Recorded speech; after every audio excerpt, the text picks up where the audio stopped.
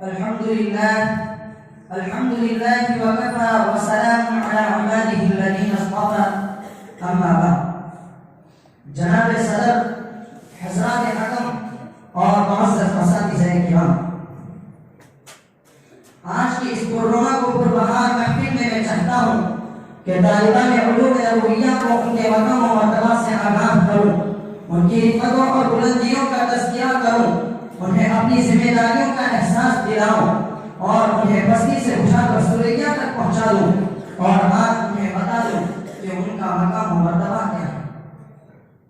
عزیز ساتھیوں، تم تو وہ ہو کہ تمہارا ایک سرا براہ راست نبوت محمدی سے اور ایک سرا اس زندگی سے ملتا ہے. تم کوئی اور نہیں بلکہ اسی آخری رسول کی وہ زندہ جاوید امت ہو جس سے قیامت تک باقی رہنا ہے. طالبان علوم نبویہ کا مقام تو یہ ہے کہ قرآن کریم نے هل يستوي الذين يعلمون والذين لا يعلمون کا دعویٰ کر کے جاہلوں اور نادانوں میں ایک نئی زندگی بخش دی. وَرَفَعَ اللَّهُ الَّذِينَ آمَنُوا مِنكُمْ وَالَّذِينَ أُوتُوا الْعِلْمَ درجات کے ذریعے ان کی رفعتوں اور بلندیوں میں چار چاند لگا دیے. اور وَجَعَلْنَاهُمْ أَئِمَّةً يَهْدُونَ بِأَمْرِنَا لَمَّا صَبَرُوا وَكَانُوا بِآيَاتِنَا يُوقِنُونَ کے ذریعے انہیں امامت اور رہبری کی سند عطا کر دی گئی.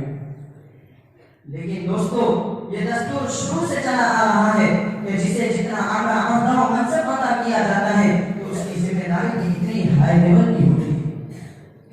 اسی ذمہ داری کا احساس تھا کہ امام اعظم ابو حنیفہ رحمۃ اللہ علیہ نے درے کھا کھا کر قید و بند کی صحبتوں میں اپنی جان قربان کر دی مگر عہد قضا کو قبول نہیں کیا. امام احمد بن حنبل رحمۃ اللہ علیہ نے ہزارہ گھوڑے کھائے مگر حکومت عباسیہ کے سامنے گھٹنے نہیں ٹیکے. شیخ الہند حضرت مولانا محمود بن حسن دیوبندی رحمۃ اللہ علیہ نے کالا پانی کے جیل خانے میں قید ہو جانا پسند کیا مگر اسلام میں تزلزل کو گوارا نہ کیا. اے جانشین امت، اے نائبین رسول رحمت، آج پوری امت کا شیعہ بکھر چکا ہے. خود پرستی کا جنون سب پر سوار ہے. مسلمانوں اور ان کے دینی مدرسوں کو بدنام کرنے کی زبردست مہم چلائی جا رہی ہے. اسلامی تہذیب و ثقافت کو زوال کا سب سے اہم سبب قرار دیا جا رہا ہے. مذہبی درسگاہوں اور عبادت گاہوں پر پابندی عائد کر کے مسلمان بچوں کو مذہبی تعلیم سے محروم کر کے ابتداء کے گڑھے میں دھکیلا جا رہا ہے. آج غیروں کی نگاہیں نہ کسی مخصوص ادارے پر ہیں اور نہ کسی خاص گروہ پر بلکہ وہ تمام دینی انجمنوں، تحریکوں اور اداروں کو اس جرم میں شریک سمجھتی ہیں. نصف صدی کی جلسہ دینے والی سیاسی فضا نے مسلمانوں کو بے آبودیاں ریگستان میں لا کر کھڑا کر دیا ہے. گپت اندھیری رات ہے اور ایک ہفتہ سے ہو چکا ہے. ایسے میں رہزنوں اور لٹیروں سے مجھے جانا کیا تعلق ہے؟ کسی شاعر نے کیا ہے وہ نقشہ کشی کی ہے. نشان راہ دکھاتے تھے جو ستاروں کو، نشان راہ دکھاتے تھے جو ستاروں کو، ترس گئے ہیں وہ کسی مرد راہدار کے لیے. دوستو، آج تمام مسلم دشمن طاقتیں چاہتی ہیں کہ جس میں اسلام کی روٹیاں اس طرح سے نوچ دی جائیں کہ ہر بھوکے بھیڑیے کے منہ میں برابر کے ساتھ ایک ایک لقمہ آ جائے. یہ ایک ایسی تاریخ زندگی ہے جو صرف اور صرف اس لیے ہے کہ اسے مٹا دیا جائے، اسے نیست و نابود کر دیا جائے. اگر یہ سچ ہے کہ ایک خنجر اسلام کے قلبوں میں پیوست کر دینے کے لیے تیز کیا جا رہا ہے تو پھر کیا مذائقہ ہے کہ فداکاران صحابہ اور نائبین رسول امی ایک ڈال کی تیاری میں رکھتا ہے. آج کا چیلنج اور خطرہ پچھلے تمام چیلنج اور خطرات سے زیادہ سنگین ہے مگر کل تک جن مدارس اسلامیہ سے قوت و جماعتی سے مسلح ہو کر قوم کے جیانے نکلتے تھے، انقلاب آخری شخصیتیں پیدا ہوتی تھی، وہ آج مائک سے اور افسردگی اور احساس کمتری کا شکار ہے. اے طالبان علوم نبویہ، اے وارثان بلال حبشی، تمہیں خوف کس چیز کا رہ گیا ہے؟ تمہاری غیرت و حمیت کو کس نے لوٹ لیا ہے؟ تمہارا جوش ایمانی کہاں دفن ہو گیا ہے؟ تم اپنی فاتحانہ تاریخ کو بھول کیسے گئے ہو؟ تم اپنی مظلومیت کو برداشت کیسے کر رہے ہو؟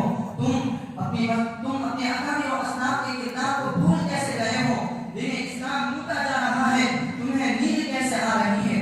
بتا، کیا تمہیں اپنے ان اساتذہ کے دل کی دھڑکنیں تڑپا نہیں رہی ہیں؟ کیا تمہیں اپنے وطن کے مظلوم و مجبور لوگوں کی آہیں رلا نہیں رہی ہیں؟ کیا تم اپنی کتابوں میں ابوبکر صدیق کی بے چینی و اضطرابی کو بار بار خودداری کو بار بار پڑھ نہیں رہے ہو؟ کیا بتاؤ تو صحیح کہ اگر ظالم و جابر لوگوں نے تمہارے مدارس و مکاتب کو تباہ و برباد کر دیا تو پھر اپنے حبیب صلی اللہ علیہ وسلم کی پیاری پیاری باتیں کہاں سے سنو گے؟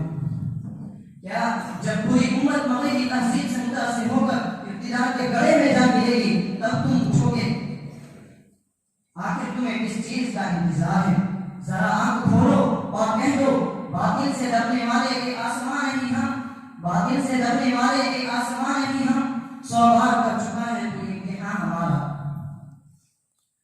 عزیز ساتھیوں، اگر کل میدان محشر میں رسول اللہ صلی اللہ علیہ وسلم نے پوچھ لیا کہ بتاؤ جس دن کے خاطر میرے لال حسین کو میدان کربلا کی چلچلاتی دھوپ میں شہید کر دیا گیا، جس دن کے خاطر ابوبکر صدیق کے گلے میں چادر ڈال کر کعبہ کے سامنے گھسیٹا گیا، جس دن کے خاطر عمر فاروق نے خاکہ کشی میں راتوں کی راتیں گزار دی، جس دن کے خاطر صدر و جانشین صحابہ نے غزوہ احد میں اپنی جانیں قربان کر دی، جس دن کے خاطر مجھے اپنے وطن عزیز مکہ سے نکلنے پر مجبور کر دیا گیا اور میں نے پوری زندگی اس دن کے لیے وقف کر دی، بتاؤ تم نے اس دن کی کیا قیمت دی؟ ذرا ٹھنڈے دماغ سے سوچو تو صحیح کہ اس وقت ہم کیا حضور کو منہ دکھائیں گے، کیا ہم جواب دیں گے؟ اس لیے اے مہمانان رسول، کل کی رسوائی سے بچنے کے لیے آج تو اپنی آنکھیں اس لڑکی سے بیدار کی طرح کھول جسے کبھی نیند نہیں آتی، جس کی آنکھیں کبھی جھپکتی تک بھی نہیں ہیں۔ دشمنوں نے آج ہمارے مستقبل پر حملہ کیا اور ہمیں پاؤں برباد کر کے رکھ دیا ہے۔ دشمنوں نے آج ہمارے مستقبل پر حملہ کیا اور ہمیں پاؤں برباد کر کے رکھ دیا ہے۔ اے مرد مسلمان، تو ہی دین مکی کا محافظ اور نبی امی کی تعلیمات کا مبلغ ہے، تیرا ہاتھ خدا کا ہاتھ ہے، تیری پہچان مٹی سے ہے، لیکن تجھی سے اس عالم کا وجود باقا حاصل ہے۔ اے بانی حرم، اے معمار کعبہ، اے فرزندان ابراہیم، ایک بار پھر دنیا کی تعمیر کے لیے اٹھ اور اپنی گہری نیند سے بیدار ہو جا۔